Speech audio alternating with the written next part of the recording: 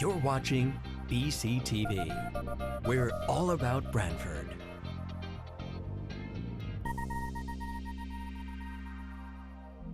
You're watching BCTV, Branford Government Television, a service of Branford Community Television.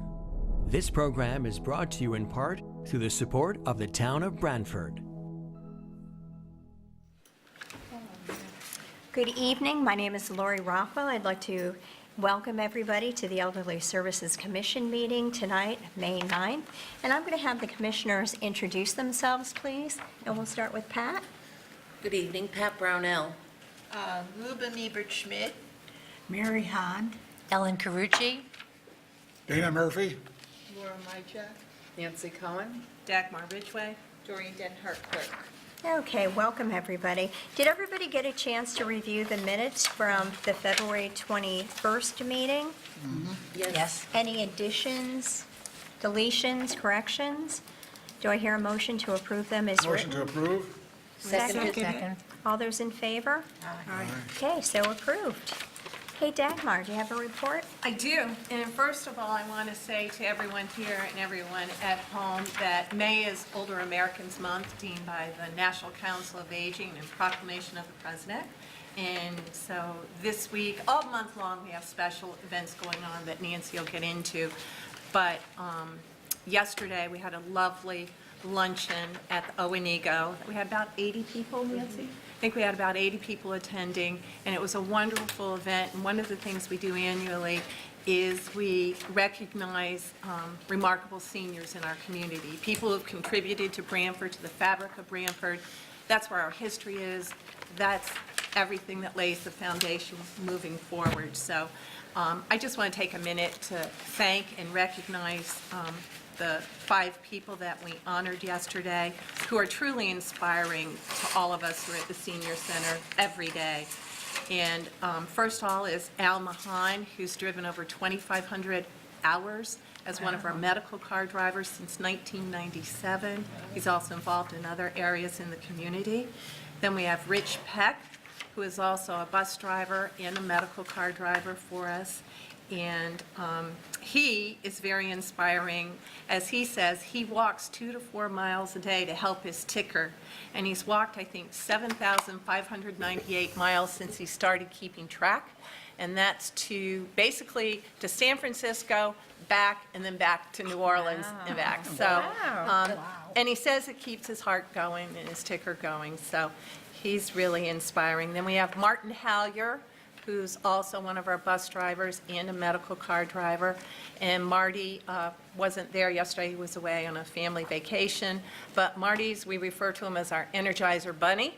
He's truly bionic. He's really just been incredibly kind and generous to the people that we serve, the people we drive, as have all of these people we honored. And he's inspiring every day and helps us as staff a whole lot. And then Maureen Wilkinson, who teaches our art classes. Many of you know her, and she's been doing that. How long has she been there? 15 years? Yes, I think somewhere around 15 years. And she gives so much to her students and people who never thought they could draw or had a passion or had any kind of inkling or creating very incredible pieces of art and feeling very good about what they do. And they're a really tight family, and we are so grateful to have her as part of our team. And then Connie Nucolo, everyone at the center knows Connie, who helps Nancy and us all in every aspect of the center. Even yesterday, she made all the name tags for everyone when they were seated at the tables. She's active in our craft program. She's really Nancy's right-hand go-to person. And so all of them were honored yesterday, and we are so grateful to be able to recognize them, and hope if you're at home and you know any of these people, you say to them, hey, I hear you're a remarkable senior in Branford. We're very proud of them and grateful. Then what else is going on? Our budget, we presented our budget to the various committees, and the RTM will vote. Final vote is on Tuesday, and from what I understand, at this point, they've supported the budget that we put forth to them, so I'm keeping my fingers crossed that we get support there.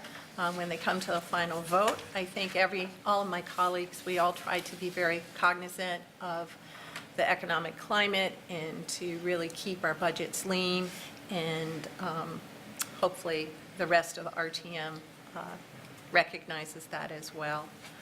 I should go over my reports that I gave to you. Did anyone have any questions on my reports? I hand them out ahead of time so I don't have to go line by line with you. No, I don't think so. Don't think so. Let me just borrow this from you for a minute, Nancy. Just a couple of comments. All of our line items are good. Some of them, we do a little top-heavy in May and June. Some of them get reported in there in terms of office supplies and furniture and fixtures. So we're really very good in all of our areas. The only one we're a little bit over is in employment testing, and that's for our medical car drivers, not our medical car, our bus drivers, their CDL physicals. One or two of them got bumped to 2 physicals a year. So we're a little bit, I'll have to get a little bit of a transfer in there, $19.25, so we're not too much over in that. And under our endowment is doing very good. And you see the interest on there, and the medical transportation is doing very healthy there. We're able to maintain with the donations we're getting from people. We had some very generous donations from the thrift shop and from some private citizens made donations to us, and that really gave us a good boost this year. So we're very grateful to the Homemakers Thrift Shop for their continued support there. And to those citizens that like to give anonymously to the program because we've helped them or a family member with the medical transportation. So that's that report. And then on the statistics, which Nancy can speak to, we had a banner month last month with 2,668 units of interaction and services with people, which was, typically April's pretty busy for us. April and May are very busy months. So congratulations to Nancy and her endeavor. She's really doing a great job with that. So any questions on the report? Okay.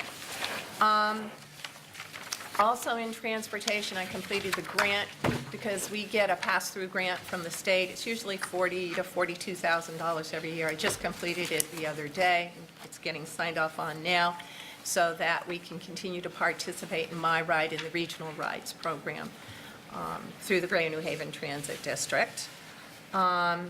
We are currently actively recruiting for a transportation coordinator and hope to get some action there soon. And I'm also, hopefully in the next month, going to begin speccing out 2 new vehicles, 2 replacement vehicles for what we currently have. I have to get over the transit district, and then Matthews Buses in Massachusetts is the vendor that we generally use for that. If anyone is out there and uses our medical transportation, I think I said this before, but now we've had a real surge of interest in the program and people, because it serves people, everybody 21 and over who's independent and oriented, for our medical transportation to a medical appointment. And we have a lot of people doing physical therapy or treatments at the hospital. So our team of drivers have had their hands full, and we're booking out 2 to 3 weeks advance. So we are having to tell people, to ask people to reschedule appointments. They call thinking, I can get in a week or 2. As soon as you know when you have an appointment, please call. And right now Blair is covering transportation. And please give her a call to book in an appointment. If you haven't used our service before, you can give her a call. You do have to have a safety eval before we can transport you. Any questions on the transportation? No? A little bit of information. Jamie couldn't make it this evening, but the new building, we're getting close, guys. We're really getting close. I was over there today, and I'm very excited with the progress that I've seen. When you drive by, you'll see all the windows are in. They're working on the parking lots. On the interior, they were beginning to put the kitchen equipment in. We have a commercial kitchen in there. The walls are up on our level. The walls are up on the lower level. Finishes aren't completed yet. And we're expecting the building, the town will take ownership of it before we actually move in. The builder turns it over, and then there's things they have to do before we can really get into it with a true certificate of occupancy and IT and all those steps. So we're looking at probably late summer. And that's, I think, a realistic time frame, but I think people are going to love it. It's really, really nice. It's a space you're going to want to be in, and we're just really excited about it. So I'm very happy to say it's getting close. So our next meeting in September, hopefully we'll be able to talk about a grand opening prior to that time. The one thing that I am going to need to do, and you saw the amount in the endowment, we're going to probably need to buy some furnishings and recreational stuff through the endowment. It's not include things like a pool table, or if we need a new piano or whatever it might be, even some tables and chairs we may need to purchase out of the endowment account, which is money that people have given for use for the senior center, and make those decisions on need. So we may be talking about that over the summer or in the fall when we meet again, so. Perfect. Yeah. And all purchases have to go through finance department, et cetera, so that's where we are there. That's all I have on my report. I can go ahead and give the social services report. Sure. If we could jump there, and then I'll Yes. turn it over to Nancy. The Energy Assistance Program ended on May 1st, except for people who have a shut-off notice and heat with a utility. They have until May 15th, so if you find yourself in that position, give a call to Marlo Iommi at 203-315-0682, and she can set up an appointment for you to come in. But we do have to have that by May 15th, so we're getting down to the line, and that's now for people with shut-offs who heat with utilities. And to date, we've done 601 families and a total of $864,000 back into the pockets of Branford residents because of that work. And not only does it keep their houses warm, but it frees up money for them, helps the entire family. So, you know, adding in that caseworker position, I think, was key for being able to accomplish that. And that's 30 more families than applied last year, and the program's still going on.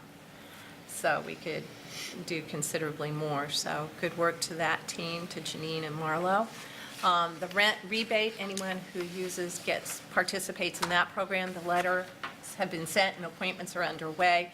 And we currently have over 400 people getting appointments for that. And we talked a lot about in the fall and last year about the Medicare savings programs. That's federal money that gets channeled to the state, and we help people apply for help paying for their Medicare benefits. And right now, in the state level, because each state determines the asset limit. In this state, we have income guidelines for that, but no asset limit.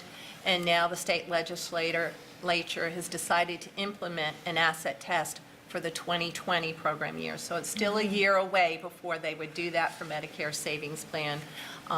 Exactly what those will be has yet to be determined. There's been lobby from the Connecticut Association of Agencies on Aging to keep it in line with the Connecticut Home Care Program, because the federal guidelines are relatively low in terms of asset limits, and the cost of living is so high in Connecticut, there's a big lobby to at least make it reasonable, because people living in their own homes who can benefit from this help need money to pay for basic living expenses, repairs, cars, that kind of thing, and that's where you got to have a little savings for that. So it'll be interesting to see how that plays out, but if you are at all concerned about it, please contact your state legislators and tell them how you feel about having an asset test put on the Medicare Savings Plan. And that program saves people, I think we learned somewhere around $4,000 to $5,000 a year that it saves each person who participates in it. So a minimum of that. So that's the social service report that I have for you. Nancy? Okay, so we've been busy. We had a really fun fundraiser I told you about in February. We had a little fashion show, so I decided in April, why don't we do a jewelry fashion show? We'll reduce some of our inventory, and I had people who were going to model, and they all just came to the table and started buying. So everything was half price. We made $79, and all is good with the world. So The other thing I want to share too is we have very talented people who are members of our center. So last month, our musical jammers did a performance. They did Beatles music, and they had a few singers, and we had 60 people in attendance, which I thought were great numbers. They did a phenomenal job, very proud of what they did. And then to kind of kick off this month, this past Monday, we have a group of actors and actresses. They're part of a readers theater group where they don't have to memorize lines, and we had 70 people. And they did it, it was on the airlines, they were the CIA, It's Canoe hysterical. Brook International Airlines. I believe it'll be on BCTV, but it's interesting how, with practices, not everything was going according to plan. Let me tell you, when they have that audience in front of them, they're spot on. It was great, so They shine hooray. and they write their own script. Right. For the most part. They write, and they're incredibly talented, and there was laughter the entire 45 Yeah. minutes. It Yeah, was it really was- a delight, and they felt so good about what they did, and they should. It was Yeah, great. It was really nice. As Dagmar said, we were at the Onigo yesterday partying, and we have a lot of things coming up this month just to remind people. Tuesday, we have a sleep talk with Phyllis Quinn. It's at 11. On Wednesday, one of our members, Alpha Coiro, she went to Antarctica. She's doing a travel log. She has phenomenal pictures. So if you'd like to join us, that's at 10:30 in the morning. In conjunction with Older Americans Month, we're doing happy hour on Wednesday evening, the 15th. We're going to have light bites, adult beverages, and a cellist. It's only $5. It's 4 to 6 p.m. We do provide transportation. We've had the cellist before. He's an amazing musician. So he's actually the #1 cellist with the Hartford Symphony Orchestra. So it's a steal and a deal at $5. Meet your neighbors. If any of you folks would like to join us, give me a call. I'd love to have you with us. Thursday, we start doing something every other month called Movers and Shakers, and we're asking different department heads and maybe other people in the community to come and talk about their departments, things that are happening. So we're going to have next Thursday Karen Jensen from Blackstone Library, and on my point of view for programming, those women that work in the reference department, anything I ask for, if they don't have it, they get it, So I'm just very grateful. I'm excited to have her come and talk about the new and exciting things happening at Blackstone. So if you want to join us, please let me know. We're doing a hearing talk on May 20th, which is a Monday at 10:30. If anyone's new to the community, new to the senior center, every couple months or so we do a newcomers breakfast. So that's on Tuesday, May 28th at 9 in the morning. It's very light bites, and it's an intimate group, so you kind of get to know what makes me jive and what happens at the center, and it's not as overwhelming. The hard part is getting your foot through the door. But, to come to the breakfast, it's a nice way to learn more about things. And it's also good for me because if you have a special talent, I ask you to share with everybody. So it's a win-win situation. And super duper excited to say that the Attorney General, General Tong, is coming Thursday, May 30th at 10 in the morning. He's very excited to come because it is Older Americans Month. He's going to talk about there's so many scams and different things that they're doing against seniors, and who's better to talk about it than our Attorney General. I know he'll be coming with real-life situations, so hopefully those will resonate and we won't fall to be victims. So please come. If you can't remember all this, it's in the newsletter. The newsletter's online. If you have a hard time reading it, give me a call, shoot me an email, and I'll be happy to talk about all this all over again. So there you go. Thank you so much. My second Energizer Bunny. There you go. Thank you so much. You're welcome. Okay, we do have some comments that were in the suggestion box. The first one is there should be emergency pulls in the restrooms. People come and go during the day, and someone could be left overnight and have a heart attack. We do check the bathrooms every night before we go. As a matter of fact, it was locked tonight. Yeah. People Okay. close it and lock it, and I know in the handicap bathroom, they do have a pull, but we Okay. do check them every night Okay. before we go. And I assume in the new building, they'll definitely be in the new building. Yeah, I Be don't part think of they're in code. every stall, though. Okay. I'm not sure. I'm not Okay. sure what the ADA code is on that. Yeah, okay, so we can check I'll that out. check on that. All right. The second one is we should also have periodic fire drills. These are both safety concerns. Yeah, we will in the new facility. We will definitely have fire drills, and we have an overhead speaker system, so we have a way to do it. So yes, in the past, when we've done fire drills, Ugh. people were not happy. It would come at a time when they're involved in an activity. It was Oh, difficult, but it is mandatory. We should be doing them twice a year. Okay, all right, We good. will be. I know, goodness sakes. I All won't right. say which groups. There you go. Do we have any citizens' comments? Debbie's not here. Okay. No. So there's none. Say what I have to say. Oh, I'll go up there and talk to them personally. okay. That's good. All right, I will. Good. thank you. There you go. Well, is there anything else that we should discuss tonight? Our next meeting is on September 12th. Hopefully, we'll have lots of exciting updates, and we'll be in the new building. And it's Let's senior hope. center month, so I'm really pushing my that we're in goodness. and settled by that time. That I would be really think it would amazing. be wonderful to have a grand opening that month. But, part of the move too, and Jamie said this yesterday, and it's very true, we've waited this long. Yeah. We want to make sure that everything's done right, and we're not rushing just to meet a particular deadline. Sure, So he's ensuring, he's pretty much very involved in the project, and he's ensuring that things are done right and in a timely fashion. And I really feel that we'll be in there by the end of the summer. Great. That's great. All right, with that said, do I hear a motion to adjourn? Motion to adjourn. I'll Second? second it. All right, thank you all. Have a great evening and a wonderful summer. Thank you, you too. Thank you. I'm sorry about This program was brought to you in part through the support of the Town of Branford. Watch town meetings and other videos on demand at BranfordTV.org.